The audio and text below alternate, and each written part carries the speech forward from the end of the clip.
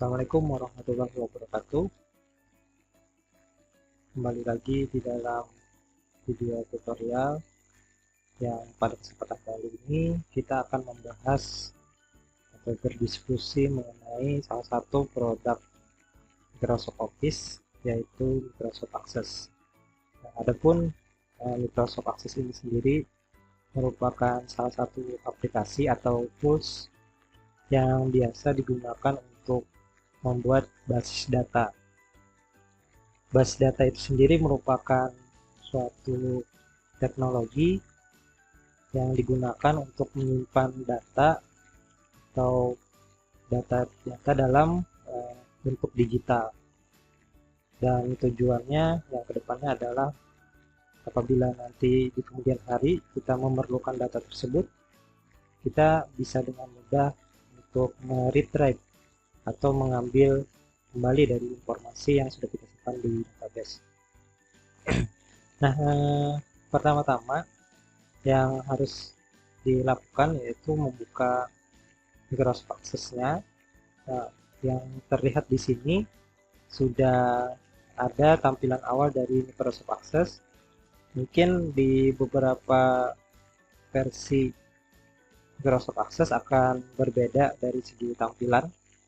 Namun yang jelas tahapannya kurang lebih sama, yaitu ketika pertama kali membuka aplikasi Microsoft Access, maka akan muncul tampilan seperti ini. Nah, karena kita ingin membuat suatu basis data yang baru, maka kita pilih yang di bagian new sini ya. Kita lihat di sini home, new, kemudian di sini ada blank database. Kemudian coba kita klik. Nah, akan muncul seperti ini. Nah, di sini kita akan memasukkan atau menginputkan nama dari basis data yang akan kita gunakan di dalam aplikasi. Untuk contoh pertama ini, saya akan menggunakan atau akan menamakannya dengan basis data, misalkan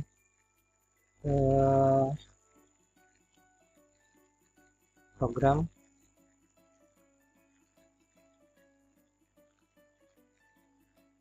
atau kita prodi ya, prodi aja, prodi seperti itu. Kemudian setelah kita memberikan penamaan di sini, kita klik tombol yang di bawahnya, yaitu tombol create. Nah, nanti akan muncul tampilan seperti ini.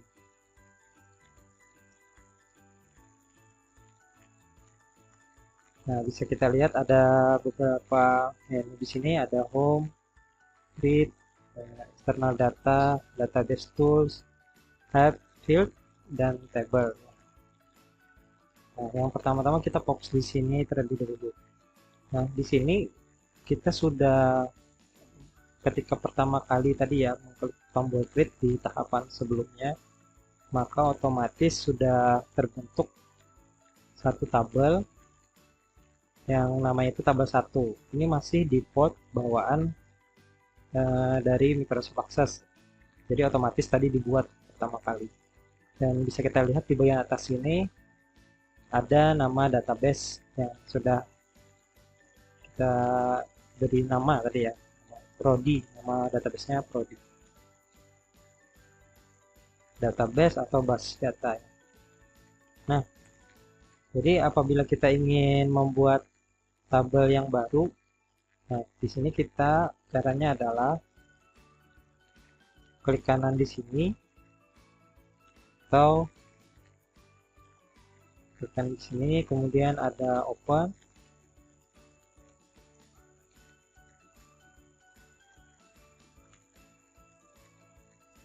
Nah, open ini jika kita ingin melihat nanti data yang ada di sini itu open, kemudian kita karena ingin membuat struktur dari tabelnya, maka itu kita masuk ke design view. Nah, ketika kalian mengklik tombol pilihan design view tadi, maka akan muncul pilihan apakah kita ingin menyimpan nama tabelnya itu sesuai dengan nama tabel yang sudah ada atau kita ingin membuat nama tabel yang baru. Dalam hal ini kita akan membuat suatu tabel baru, saya beri nama tabel mahasiswa. Oke. Nah, di sini nanti akan masuk ke tampilan design view. Nah,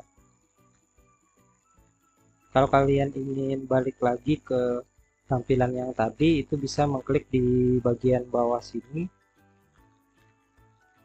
Nah, seperti ini.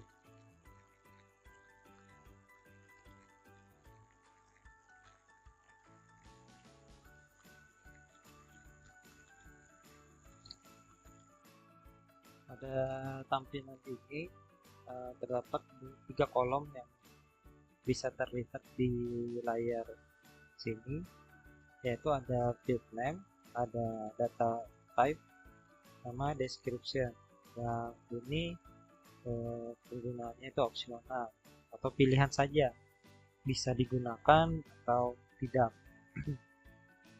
Nah, jadi untuk field name ini itu biasanya kita sebut dengan kolom.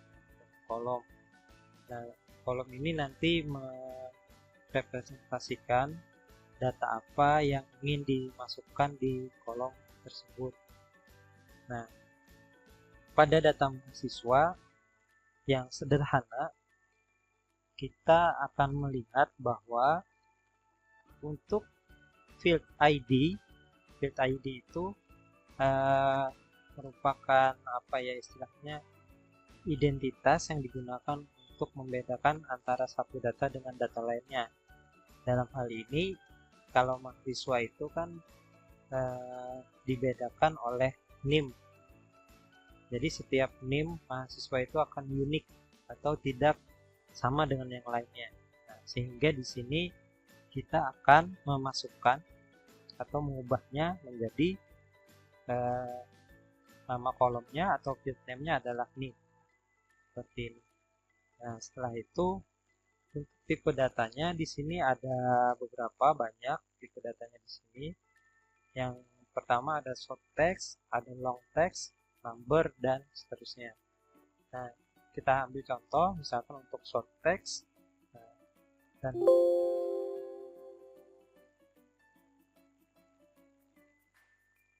oke. Nah, jadi untuk short text ini jumlah karakter itu dibatasi sebanyak 255 karakter. Sedangkan jika kita memerlukan kolomnya ini menyimpan data yang lebih banyak, misalkan seperti alamat, kita bisa menggunakan yang long text. Nah, misalkan ya kita isi terlebih dulu atau kita lengkapi tabel dari mahasiswa ini. Kolom yang pertama itu ada NIM, kemudian kolom yang selanjutnya tentunya harus ada nama mahasiswanya. Oke, di sini untuk apa ya istilahnya itu supaya sama atau standar, kita gunakan huruf kecil semua. Jadi di sini ada NIM, nama, kemudian yang biasanya itu ada jenis kelamin, di sini kita singkat JK misalkan jenis kelamin. Nah, kemudian ada juga di sini alamat. Nah, ini adalah contoh struktur tabel yang sederhana. Nah, tentunya nanti kalau untuk struktur data yang lebih kompleks itu bisa kita sesuaikan. Nah, setelah kita membuat nama kolomnya ini, jadi bisa saja kalian menuliskan semua nama kolomnya terlebih dahulu, baru mengubah tipe datanya di sini. Namun yang lazimnya atau yang biasa dilakukan itu adalah menulis nama kolom di sini dan juga langsung mengganti tipe data yang ada di sini, yang di kolom yang bersesuaian. Misalkan seperti NIM, di sini juga perlu kita ubah untuk field size atau banyaknya jumlah karakter. Misalkan kita ketahui bahwa maksimal karakter yang bisa dimuat oleh satu NIM itu adalah 10 karakter atau misalkan 5 karakter ya. Ini karena ini masih contoh, jadi kita gunakan misalkan field size-nya itu 5 karakter. Nah, jadi kita ubah di sini 5 karakter. Kemudian untuk nama mungkin bisa kita biarkan di sini field size-nya 255 ya. Kemudian yang di sini ada jenis kelamin. Jenis kelamin itu kan kalau kita coba apa ya istilahnya itu hitung secara manual jumlah karakter kata laki-laki dan perempuan itu jumlahnya kurang lebih ada 9 ya. Nah, sehingga untuk field size-nya bisa saja di sini kita tuliskan 9. Nah, untuk alamat, alamat tadi kita perlunya adalah yang long text karena ini untuk memudahkan atau mengakomodasi jika seandainya nanti ada data mahasiswa itu yang mengisikan dengan alamat yang panjang seperti itu, sehingga kita menggunakan yang long text. Nah, apabila sudah selesai melakukan perubahan di sini, nah satu lagi yang di bagian kolom description ini tadi kan opsional. Nah, opsional itu artinya bisa kalian tambahkan, bisa tidak. Nah, biasanya di kolom description ini tujuannya itu untuk memberikan sedikit informasi mengenai kolom yang bersesuaian ini itu untuk menyimpan data apa. Jadi misalkan di sini saya tuliskan misalkan kolom untuk menyimpan data NIM.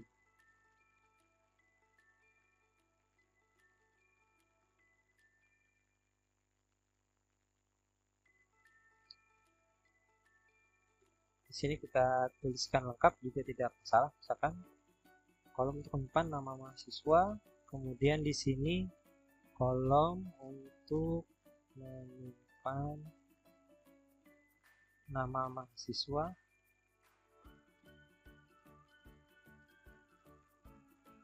yang ini kolom untuk menyimpan jenis kelamin,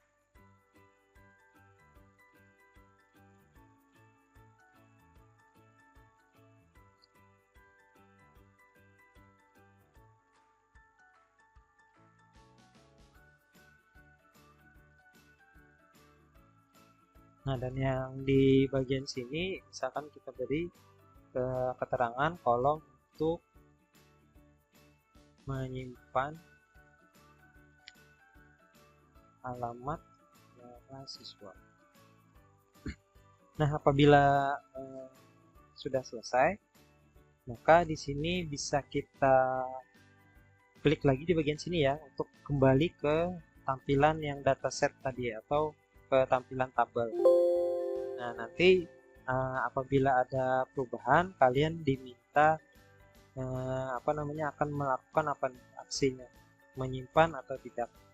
Nah, dalam hal ini kita akan simpan data tabel yang sudah kita buat. Yes. Nah, di sini mungkin yang kita coba ya. Jadi ini sudah ada satu tabel namanya tabel mahasiswa yang tadi kita buat di dalam basis data prodi. Nah, di sini coba kita isi.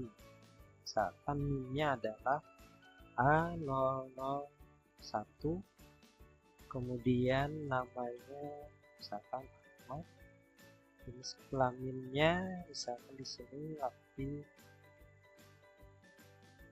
laki dan alamatnya misalkan di sini adalah Jalan Perdagangan. Nah, kemudian jika sudah selesai mengisikan di sini bisa kita enter. Nah, selanjutnya kita isi lagi contohnya data yang kedua. Namanya misalkan atau ini kita ganti misalkan CV, jenis kelaminnya adalah perempuan. Ini misalkan di komplek KSM komplek. Nah, ketika kita isikan dan bisa muncul, namun di sini masih ada satu yang kurang, yaitu di sini bahwa kalau kita namanya NIM tadi kan seperti yang di awal sudah saya sampaikan, NIM itu unik. Jadi setiap mahasiswa itu akan memiliki NIM yang berbeda. Nah, sehingga di sini untuk mencegah data dengan NIM yang sama itu bisa masuk, maka kita lakukan perubahan di bagian sini dengan menambahkan primary key. Nah, primary key kita coba simpan. Oke.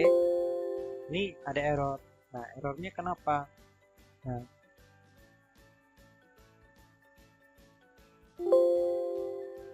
error ini terjadi karena ketika kita ingin membuat primary key, maka tidak boleh ada data dengan nama kolom yang sama. Sehingga di sini kita ubah terlebih dahulu. Nah, oke.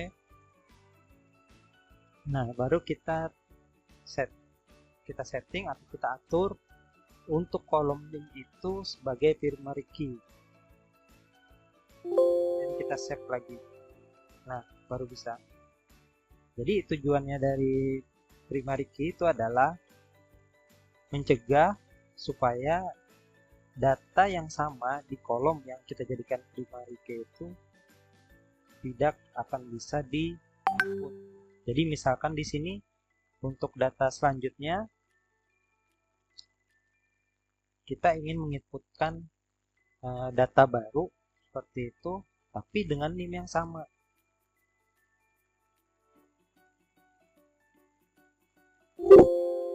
Nah, seperti ini. Akan ada muncul pesan kesalahan yang memberitahukan bahwa perubahan yang dilakukan terhadap tabel itu tidak bisa dilakukan dikarenakan ada nilai yang terduplikasi, yaitu nilai di bagian primary key-nya atau di bagian indeks. Nah, sehingga yang kita harus lakukan adalah mengubah isi dari kolomnya, yang kolom tersebut ya. Nah, jadi kita ubah dulu. Nah, seperti ini.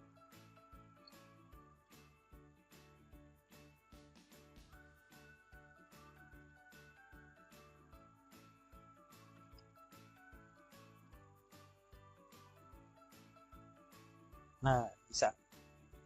Nah, kemudian juga kemudian ya dari yang tabel ini, satu lagi juga yang perlu kalian pahami terkait dengan konsep tabel, di mana konsep tabel itu ada yang dikenal istilahnya kolom yang tadi sudah kita bahas, yaitu kolomnya di sini berarti yang NIM, nama, jenis kelamin, dan alamat. Jadi ya untuk yang satu ini itu dinamakan kolom. Nah, sedangkan kumpulan yang di bagian sini seperti terlihat pada layar ini dinamakan baris. Jadi ada kolom di sini, kemudian ada baris di bagian sini. Selanjutnya, apabila kita sudah memiliki data seperti yang ada di sini, kita juga bisa melakukan istilahnya itu filter, sorting dan filter terhadap data yang sudah dimasukkan.